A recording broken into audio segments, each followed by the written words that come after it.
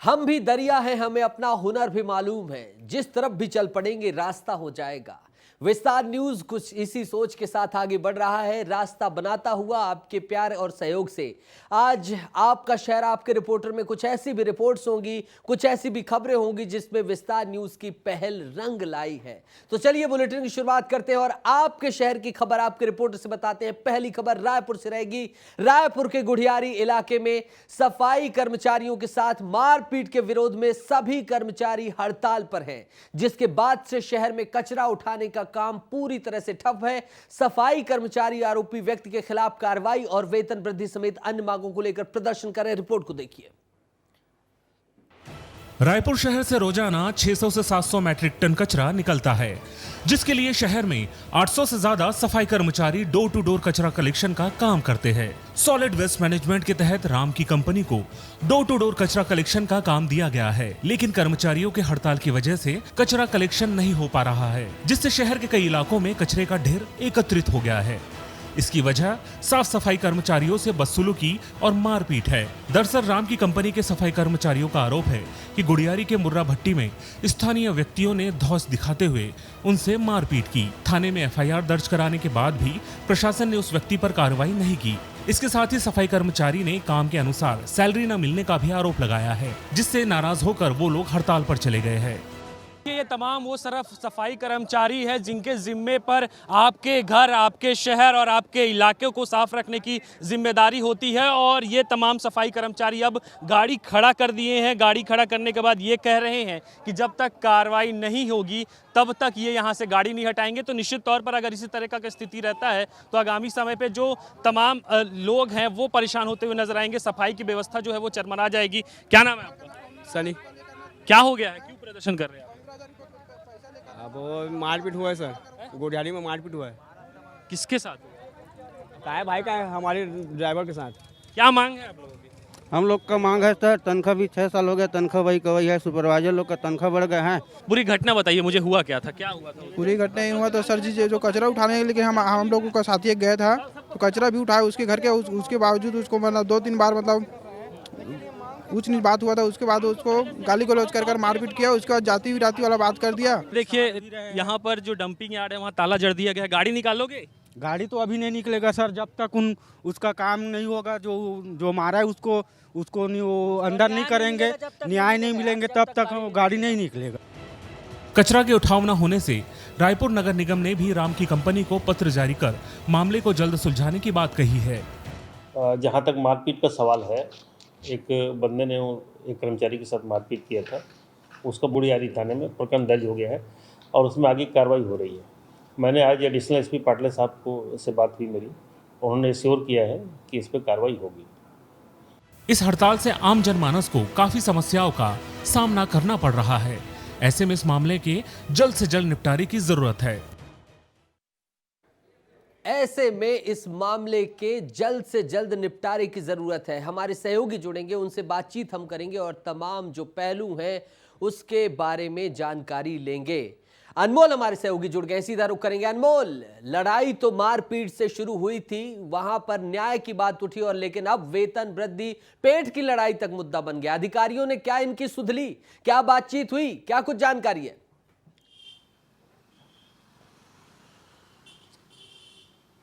देखिए नीतीश, सबसे बड़ा मामला जो है इसमें आत्मसम्मान का है। सफाई कर्मचारी हैं, लगभग 800 से सफाई कर्मचारी जो है वो हड़ताल पर चले गए हैं। ये सभी सफाई कर्मचारी जो है रायपुर शहर नगर निगम के अलग अलग क्षेत्रों में जाते हैं, सुबह सुबह कचरा उठाते हैं, डोर टू डोर जाते हैं और वहां से कचरा उठाकर फिर इसे डंप करते हैं। अब बात ये हुई कि पिछले दिनों गुड़ियारी में जो है इनकी आम लोगों से एक सफाई कर्मचारी की बहस हो गई, जिसमें मारपीट हो गया, जिसमें गाली गलौज करने का भी आरोप लगाया सफाई कर्मचारियों ने। अब सफाई कर्मचारियों का कहना है कि हमने पुलिस में इसकी शिकायत की, लेकिन इसके बावजूद अभी तक कोई कार्रवाई नहीं हुई है। जिस आदमी ने हमारे साथ बदसलूकी की उसके साथ अभी भी कार्रवाई नहीं हुई है। तो ये देखिए, पूरा मामला आत्मसम्मान का है। जो सफाई कर्मचारी हैं वो मांग कर रहे हैं कि जिस किसी ने भी हमारे साथ बदसलूकी की है उस पर कार्रवाई हो। इसके अलावा सफाई कर्मचारी ये भी मांग कर रहे हैं कि हमारी मानदेय बढ़ाया जाए, क्योंकि हमारी मानदेय बहुत कम है और काम बहुत ज़्यादा है।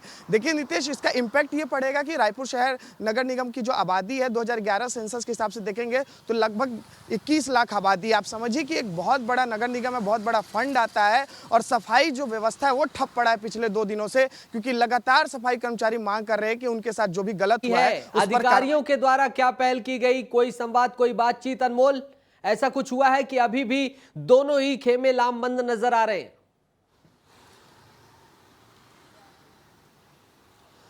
देखिए नीतीश, चूंकि जो ये सफाई का ठेका है एक निजी कंपनी के पास है, तो नगर निगम का कहना है कि जितने भी सफाई कर्मचारी हैं और जो कंपनी है सफाई करने वाली, इन दोनों का आपसी विवाद है। नगर निगम इसमें बचता हुआ नजर आ रहा है देखिए, लेकिन इस बचने से काम नहीं चलेगा, क्योंकि रायपुर के लोग परेशान हैं, रायपुर के लोग हलाकान हैं कि कब तक उनके घरों के जनता सामने परेशान है, हलाकान है और इस पर आकर पहल करनी होगी, बातचीत करनी होगी। बहुत बहुत शुक्रिया अनमोल, जुड़ने के लिए, बातचीत करने के लिए। आगे चलेंगे कवर्धा, जहां हादसे के बाद अब प्रशासन जागा है। राजनांदगांव रेंज आईजी ने रेंज के राजनांदगांव, कवर्धा, मोहला, खैरागढ़ जिले के पुलिस अधिकारियों को सड़क दुर्घटना रोकथाम के लिए आदेश जारी कर दिया है। उन्होंने इस आदेश में लिखा है कि प्रत्येक जिले में माल वाहकों की मीटिंग बुलाकर समझाइश दी जाए, साथ ही शराब पीकर गाड़ी चलाने वालों पर नियमित कार्रवाई की जाए। उन्होंने आरटीओ से मिलकर गाड़ियों का फिटनेस पर ध्यान देने की भी बात कही है। क्या कुछ कहा है, जरा सुनिए उसे।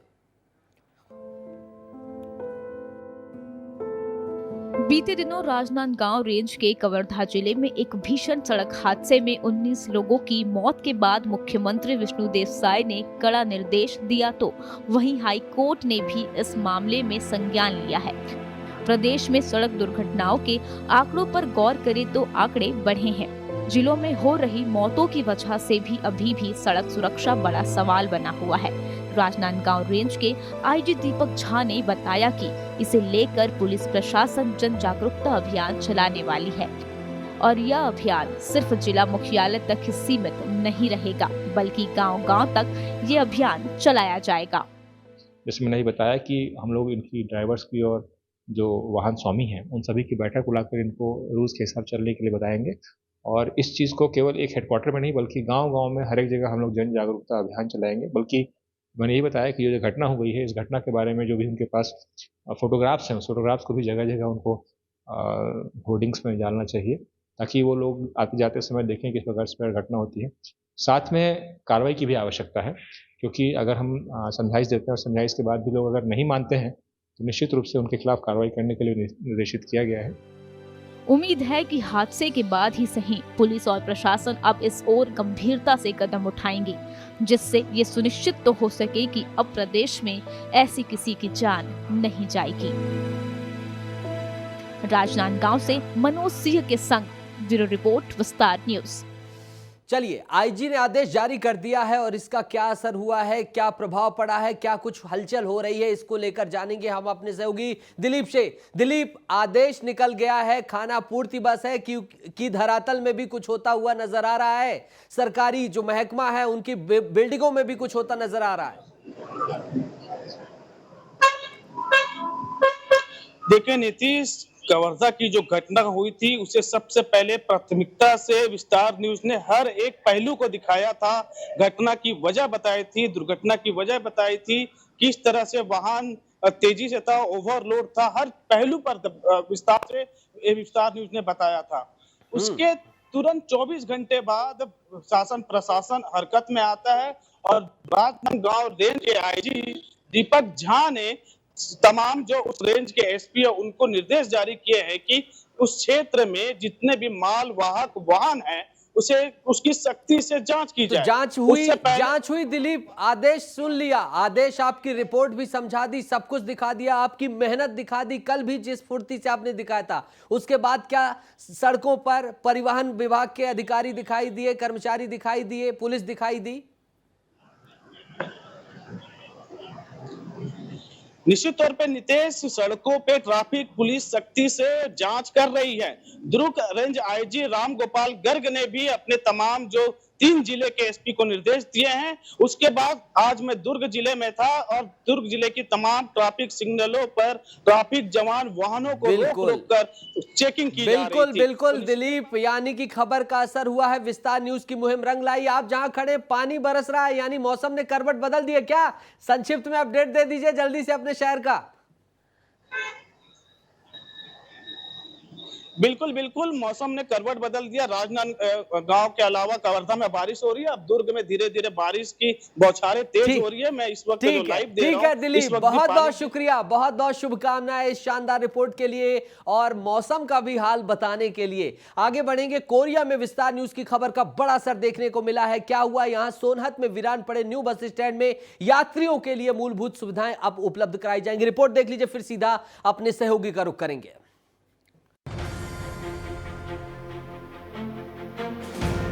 विस्तार न्यूज ने कोरिया जिले के सोनहत विकासखंड मुख्यालय में बने नए बस स्टैंड की बदहाली को लेकर पहल की थी। 50 लाख से ज्यादा लागत से बने इस नए बस स्टैंड में यात्रियों की मूलभूत सुविधा की हालत बहुत दयनीय है, जिसके बाद आज कोरिया कलेक्टर ने टीएल मीटिंग के दौरान स्थानीय प्रशासन को वीरान पड़े बस स्टैंड के लिए कड़े निर्देश जारी किए, जिसमें यात्रियों की सुविधा और बसों के नियमित ठहराव के निर्देश दिए गए। इसके साथ ही बस स्टैंड में अधूरे दुकानों के निर्माण कार्य को 3 दिन के भीतर शुरू करने को लेकर जनपद सीईओ ने निर्देश दिया है कि वहाँ मूलभूत सुविधाओं के लिए कुछ सवाल उठ रहे हैं। कुछ जाकर देख के आया तो सामुदायिक शौचालय की एक मांग चल रही थी वहाँ बस स्टैंड में। ग्राम पंचायत सोनहत से उसके प्रस्ताव मंगा लिया है। प्रस्ताव तकनीकी स्वीकृति उपरांत प्रशासनिक स्वीकृति के लिए जिला पंचायत 3 दिवस के बाद भेज दिया जाएगा। ऐसे में अब देखना होगा कि अधिकारियों के निर्देश के बाद आखिर कब तक सोनहत बस स्टैंड को यात्रियों के लिए उम्दा सुविधाओं के साथ बनाया जाता है। कोरिया की जनता, विस्तार न्यूज आपके लिए खड़ा है। हमारे सहयोगी दिलीप, जिन्होंने इस मुहिम को उठाया था, पहल की थी, वो जुड़ गए सीधा। दिलीप, खबर का असर हुआ है, आदेश जारी हुए हैं, क्या कुछ है संक्षिप्त में बता दीजिए, वक्त कम है, माफी चाहूंगा।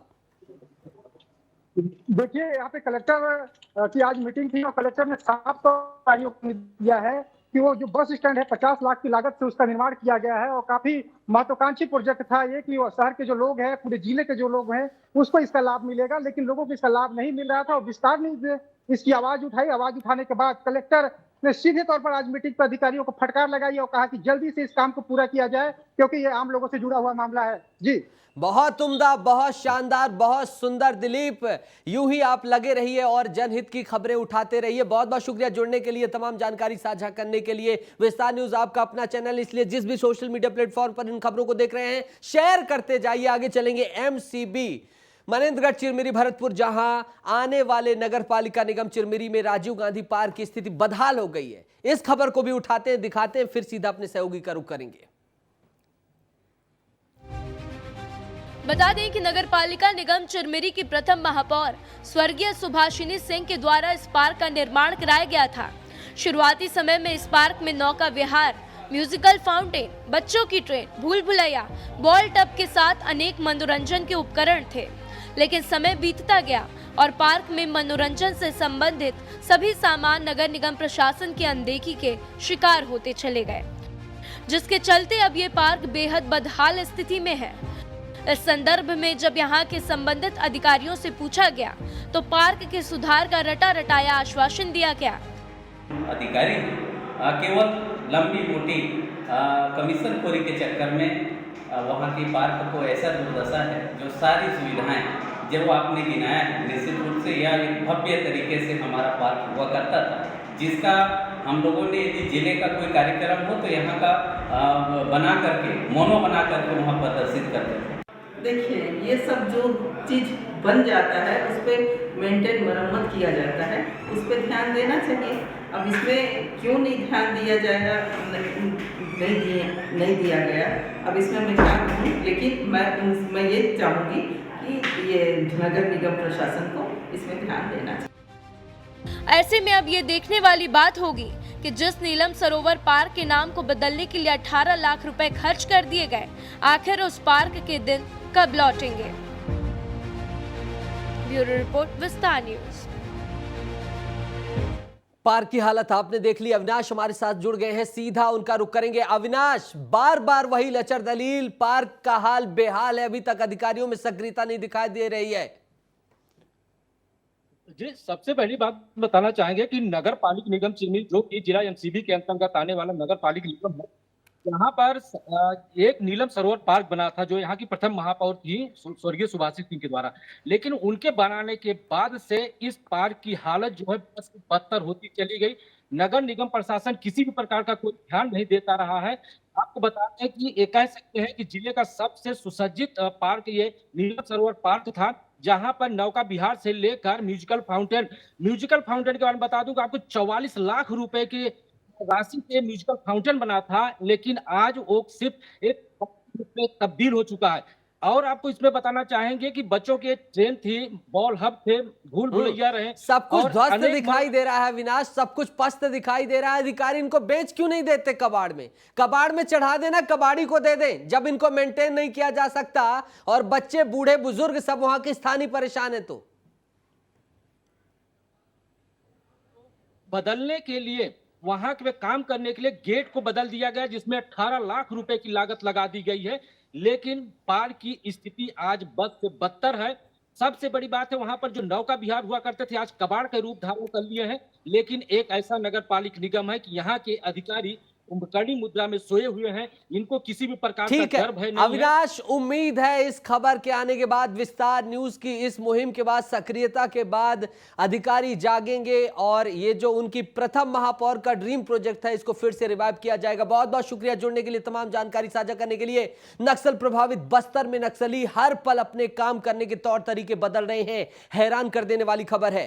ताकि सुरक्षा बलों को चकमा दे सकें, ये बस्तर रेंज में पुलिस ने एक महिला नक्सली सरिता काकेम को गिरफ्तार किया है, जिससे एक राइफल जब्त की गई है। महिला नक्सली पूछताछ के दौरान चौंकाने वाला खुलासा किया। इस महिला नक्सली ने दावा किया है कि पिछले 4 महीने में 100 से ज्यादा नक्सली मारे गए हैं। नक्सली फर्जी मुठभेड़ का प्रोपेगेंडा बना रहे हैं। पुलिस को झूठे केस में फंसाने के लिए नक्सली सादे कपड़े भी पहन रहे हैं। मौतों को मुद्दा बनाया जा रहा है और ग्रामीणों को बरगलाया जा रहा है। हैरान कर देने वाली यह खबर निकलकर सामने आई है।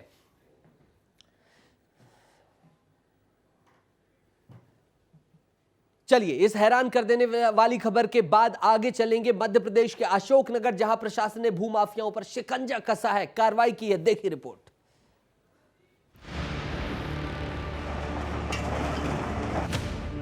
अशोकनगर में प्रशासन ने भूमाफियाओं पर शिकंजा कसना शुरू कर दिया है। इसी क्रम में अवैध कॉलोनियों पर भी कार्रवाई की जा रही है। ऐसा ही कुछ देखने को मिला अशोकनगर जिला मुख्यालय से सटे पछारी गांव में, जहां सरकारी जमीन पर किए गए कब्जे को प्रशासन ने जमींदोज कर दिया। दरअसल प्रशासन को शिकायत मिली थी कि करीब 8 बीघा जमीन अवैध रूप से अलग अलग लोगों को बेच दी गई है, जिस पर पक्के मकान बनाकर ढाबा संचालित किए जा रहे हैं। शिकायत पर कार्रवाई करते हुए प्रशासन ने मकानों पर बुलडोजर चला दिया। कार्रवाई चल रही थी, हमने जांच रिपोर्ट ली, तहसीलदार ने अतिक्रमण की रिपोर्ट ली, फिर उसमें बेदखली आदेश पारित किया। क्योंकि कोई भी कार्रवाई करते हैं तो एक नियमानुसार करना पड़ता है, उसमें एक समय लगता है। बेदखली की कार्रवाई संपन्न हुई, उसके बाद इनको नोटिस दिए कि आप अपना सामान हटा लें यहाँ से। शासकीय भूमि जो करोड़ों रुपए की है और बड़ा संवेदनशील मामला है, यहाँ अतिक्रमण है। तो कल एसडीएम साहब थाना प्रभारी के साथ मेरे द्वारा यहाँ भ्रमण किया गया था। तो भ्रमण करने के पश्चात इस व्यवस्था का आकलन किया गया था। उसके बाद पुलिस अधीक्षक महोदय को अवगत कराने के बाद लगभग 75 आदमी हम यहाँ पुलिस के मौजूद हैं, जिसमें शाडोरा, देहात और कोतवाली थानों का बल है। पुलिस लाइन से बल इकट्ठा किया गया है। सारा अमले के साथ यहाँ हम सुबह से मौजूद हैं और अतिक्रमण की कार्रवाई चल रही है। कार्रवाई के दौरान एहतियात के तौर पर भारी संख्या में पुलिस बल भी मौजूद रहा। वहीं राजस्व के अनुविभागीय अधिकारी, तहसीलदार, राजस्व निरीक्षक और 1 दर्जन पटवारी 3 जेसीबी के साथ मौके पर पहुंचे और अवैध निर्माण को ध्वस्त कर दिया। अशोकनगर से हरिशंकर सेन, विस्तार न्यूज। तो अवैध निर्माण पर बुलडोजर चला है, जमींदोज कर दिया गया है। एक्शन में प्रशासन नजर आया है। अशोकनगर की ये तस्वीरें हैं और बड़ा संदेश देने की कोशिश की गई है कि अगर अवैध निर्माण करेंगे तो नए निर्माण को ही ध्वस्त कर दिया जाएगा, इसलिए पैसा ना डालें, पैसा ना लगाएं, सरकारी जमीन पर कब्जा ना करें। तो ये सब तस्वीरें हैं और अशोकनगर से ये अच्छी तस्वीर आई है जहां प्रशासन की सक्रियता देखने को मिली है। और प्रशासनिक सक्रियता के चलते इस निर्माण को ध्वस्त कर दिया गया है। बुलडोजर चला है और जेसीबी की ये तस्वीर देखिए, भनक देखिए, भारी संख्या में पुलिस बल तैनात किया गया था। कोई भी अनहोनी ना हो, किसी भी तरीके का कुछ भी जो है, किसी भी तरीके का गलत काम ना हो, वहां पर किसी भी तरीके का आक्रोश ना हो सके। अनिल गौर हमारे सहयोगी जुड़ गए हैं, सीधा उनका रुख करेंगे। अनिल जुड़ गए हैं। अनिल, प्रशासन ने अच्छी पहल की है, जमींदोज कर दिया और बड़ा संदेश देने की कोशिश की। घटना मत बताइएगा, वक्त कम है मेरे पास। बड़ा संदेश देने की कोशिश की गई है कि अगर कब्जा करोगे तो यही अंजाम भुगतोगे। बिल्कुल बिल्कुल सही कहा आपने कि प्रशासन ने इन पर नकेल कसने की कोशिश की है। यही कारण है कि जो अवैध कॉलोनियां थीं, जिन पर मकान बने थे, साथ ही साथ ढाबा चल रहे थे, उनको जमींदोज कर दिया है। ये एक बड़ी कार्रवाई है प्रशासन के द्वारा। नीतीश, बिल्कुल, और उम्मीद है कि ऐसी कार्रवाइयां होती रहेंगी। अनिल, माफी चाहूंगा, वक्त कम है, लेकिन ये शानदार ये जो खबर आपने भेजी उसके लिए आपका बहुत बहुत शुक्रिया। मुखातिब होने के लिए बहुत बहुत शुक्रिया। आगे बढ़ेंगे। मध्य प्रदेश में पीसीसी चीफ के मीडिया सलाहकार ने बड़ा बयान दिया है। कहा कि कांग्रेस कोई ऐसी वैसी पार्टी नहीं है, जब मन किया गए, जब मन किया आ गए। रिपोर्ट देखिए और उसमें सियासत हुई है। फिर बात करेंगे अपने सहयोगी से। मध्य प्रदेश में पीसीसी चीफ के मीडिया सलाहकार और कांग्रेस नेता केके मिश्रा ने पार्टी के वरिष्ठ नेताओं को खुली चेतावनी दे दी है। केके मिश्रा ने कहा कि भारतीय जनता पार्टी में गए नेताओं को वापस कांग्रेस में लाने वालों का विरोध करेंगे। केके मिश्रा का कहना है कि कांग्रेस पार्टी कोई 3 स्टार या 5 स्टार होटल नहीं है, जहां ऐशो आराम के लिए आए और संकट के दौर में चले गए। गद्दारों के लिए पार्टी में कोई जगह नहीं है। सिर्फ भीतरघाती नहीं, वे गद्दार जिन्होंने इस संकट के दौर में हमारा पार्टी और विचारधारा का साथ छोड़कर भारतीय जनता पार्टी जैसे फासीवादी संगठन को ज्वाइन किया है, वो भी यदि कभी पुनः प्रवेश कांग्रेस में करने की कोशिश करेंगे, मुझ जैसा कार्यकर्ता उनका भी विरोध करेगा। वहीं कांग्रेस नेता के बयान पर सियासत भी शुरू हो गई है। बीजेपी ने केके मिश्रा के बयान पर तंज कसा है। देखो, केके मिश्रा जी जो कह रहे हैं उसका संकेत बहुत स्पष्ट है कि भयानक गृह युद्ध छिड़ा हुआ है कांग्रेस के अंदर। और केके मिश्रा जो कह रहे हैं वो जीतू पटवारी की भाषा ही बोल रहे हैं, क्योंकि जीतू पटवारी एक अक्षम अध्यक्ष साबित हुए हैं और वो अपनी अक्षमता का दोष दूसरों पर मरने की जो जुगत ढूंढ रहे हैं, उस उठापटक में ये सारे बयान आ रहे हैं। जहां कांग्रेस एक और संगठन में बदलाव की कवायद में जुटी हुई है, वहीं कांग्रेस के नेता बागियों के घर वापसी पर सवाल खड़े करने लगे हैं। ऐसे में कांग्रेस के आला कमान के लिए संगठन को मजबूत करने की कवायद आसान होती नहीं दिखाई दे रही है। ब्यूरो रिपोर्ट, विस्तार न्यूज। और विवेक जुड़ गए हैं ज्यादा बातचीत के लिए। सीधा विवेक का रुख करेंगे। विवेक, क्या कुछ भोपाल की राजनीति गर्म है? एक तरफ भारतीय जनता पार्टी भर भर के ले रही है कांग्रेस की तरफ से, कांग्रेस में आ कौन रहा है इसकी भी खबरें हैं क्या? और क्यों ऐसा ये कह रहे हैं कि अब किसी को नहीं लेंगे? कुछ और ही अंदर खाने में चल रहा है।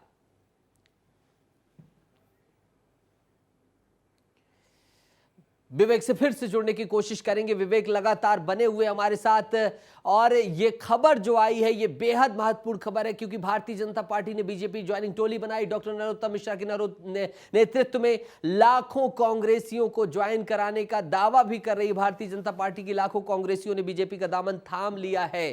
तो वहीं कांग्रेस की तरफ से है कि जो गया अब उसके आने के दरवाजे नहीं हैं, आने के दरवाजे बंद हो गए हैं। क्या कुछ संदेश देने की कोशिश की जा रही है, यह भी समझना दिलचस्प है। क्यों? क्योंकि आने वाले लगभग 8 महीनों में साल भर में नगरीय चुनाव है, स्थानीय निकाय चुनाव है, पंचवर्षीय पंचायतों के चुनाव हैं। और अब आगे बढ़ेंगे। बड़ी खबर आ गई है, रायपुर से बड़ी खबर आ गई है, जहां नक्सलियों के पुनर्वास नीति पर डिप्टी सीएम ने सुझाव मांगा है। जगदलपुर में मेल आईडी और गूगल फॉर्म जारी कर दिया गया है। सबसे बड़ी खबर छत्तीसगढ़ की बता रहे हैं आपको। डिप्टी सीएम विजय शर्मा ने सुझाव मांगा है। नक्सलियों से उनके पुनर्वास नीति के लिए सुझाव मांगा गया है। छोटी मोटी बात नहीं है, नक्सलियों से पुनर्वास नीति के लिए सुझाव मांगा गया है। और नक्सलियों की पुनर्वास नीति पर डिप्टी सीएम ने सुझाव मांगे हैं। जगदलपुर में मेल आईडी जारी कर दी, गूगल फॉर्म जारी कर दिया है कि आपको कैसे हथियार छोड़ें, कैसे हिंसा छोड़ें, इन सब चीजों को लेकर पुनर्वास नीति कैसी होनी चाहिए। इससे पहले भी सीएम विष्णुदेव साय ने पुनर्वास नीति को बयान दिया था। पुनर्वास नीति को लेकर तभी से लगभग अंदाजा लगाया जा रहा था कि पुनर्वास नीति बदलेगी, पुनर्वास नीति में परिवर्तन होगा, और अब वही होता हुआ लगभग दिखाई दे रहा है। और विजय शर्मा ने इस संदर्भ में अपील की है। विजय शर्मा ने सुझाव मांगे हैं और नक्सलियों के लिए मेल आईडी और गूगल फॉर्म जारी किया गया है। संजय ठाकुर हमारे सहयोगी जुड़ गए हैं। संजय, मुख्यमंत्री ने बयान दिया था, तब भी बड़ी हलचल हुई थी और आखिरकार अब मेल आईडी और गूगल फॉर्म जारी कर दिया गया है। देखिए, विजय शर्मा लगातार कहते आए हैं कि नक्सली अगर बातचीत करना चाहते हैं तो हर रास्ते खुले हुए हैं। उन्होंने यहाँ तक कह दिया था कि अगर आप वीडियो कॉल पे बात करना चाहते हैं, अगर आपको लगता है कि आप जंगलों से बाहर सुरक्षित नहीं हैं, तो आप वीडियो कॉल पे भी बात करिए। और आज देखिए, बहुत ही नई रणनीति लेके आए हैं। इन्होंने कहा है कि जो पुनर्वास नीति बनेगी समर्पित नक्सलियों के लिए, वो खुद नक्सली बताएं, नक्सली सुझाव दे कि उस पुनर्वास नीति में वो क्या कुछ चाहते हैं। और ऐसा इतिहास में पहली बार हो रहा है। ये नक्सलवाद के इतिहास में किसी राज्य में आज तक कभी ऐसा नहीं हुआ कि नक्सलियों से सुझाव मांगा गया है। यहाँ सीधे नक्सलियों से सुझाव मांगा गया है कि आप खुद ही बताइए कि आप क्या कुछ चाहते हैं। इस पुनर्वास नीति में बाकायदा एक फॉर्म जारी किया गया है जिसमें ईमेल आईडी भी है और साथ ही गूगल का एक कोड भी है, जिसे आप जैसे स्कैन करते हैं तो आप सीधे उस पेज पे पहुंच जाएंगे जहां आपका ये फॉर्म सबमिट होगा। तो ऐसा पहली बार हो रहा है जब सीधे नक्सलियों से, साथ ही जो आत्मसमर्पित नक्सली हैं। संजय, ये ईमेल आईडी जो जारी की गई है, गूगल फॉर्म जारी किया गया है, क्या नक्सली भी सुझाव देंगे? क्या उनके लिए भी कहीं ना कहीं जारी किया गया है या सिर्फ स्थानीयों के लिए जारी किया गया है? और अगर नक्सली सुझाव देते हैं तो ये अपने आप में बहुत ऐतिहासिक घटनाक्रम है, बहुत महत्वपूर्ण ये खबर हो जाती है। देखिए रितेश, मैंने कहा ना कि ये पहली बार है कि देश में नक्सलवाद के इतिहास में जब सरकार ने सीधे तौर पे ये कहा है कि जो नक्सली हैं उन्होंने पत्रकारों से आग्रह किया है, उन पत्रकारों से आग्रह किया है जो लगातार रिपोर्टिंग के लिए बस्तर के अंदरूनी इलाकों में जाते हैं, उनसे आग्रह किया है कि इस फॉर्म को नक्सलियों तक पहुंचाया जाए। बहुत एक्सक्लूसिव जानकारी संजय आपने दी है और डिप्टी सीएम विजय शर्मा ने क्या कुछ कहा है उसे भी सुनवा देते हैं, सीधा दर्शकों को दिखा देते हैं। विजय शर्मा ने क्या कहा है? बंदूक रख के जंगल में घूमने का क्या मतलब है? नक्सलियों के लिए नहीं भाई, मैं सबके लिए कह रहा हूँ, मैं सुरक्षा बलों के लिए भी कह रहा हूँ। उनको भी क्यों जरूरत पड़ती, नक्सलियों को क्यों जरूरत पड़ती? मुख्य धारा में चलें, लोकतंत्र को अपनाएं और देश और समाज की उन्नति करें। वार्ता के लिए आपने बहुत सही। मैं नाउम्मीद नहीं हुआ, मुझे पूरी उम्मीद है कि फिर से हम आगे बढ़ेंगे, चर्चा कुछ होगी, पूरे बस्तर में खुशी का माहौल होगा, पूरा बस्तर उन्नति के मार्ग पर प्रशस्त होगा। मैं नाउम्मीदी नहीं रखता हूं, मुझे उम्मीद है कि हथियार छोड़ेंगे और हथियार छोड़ने के बाद ये सभी मुख्य धारा में आएंगे। बहरहाल देखना होगा कि मुख्य धारा में आने के लिए ये Google ID, Google form, email ID कितने कारगर होते हैं। दीजिए इजाजत। संजय ठाकुर हमारे साथ जुड़े हुए थे, बहुत बहुत शुक्रिया संजय जुड़ने के लिए, तमाम जानकारी साझा करने के लिए।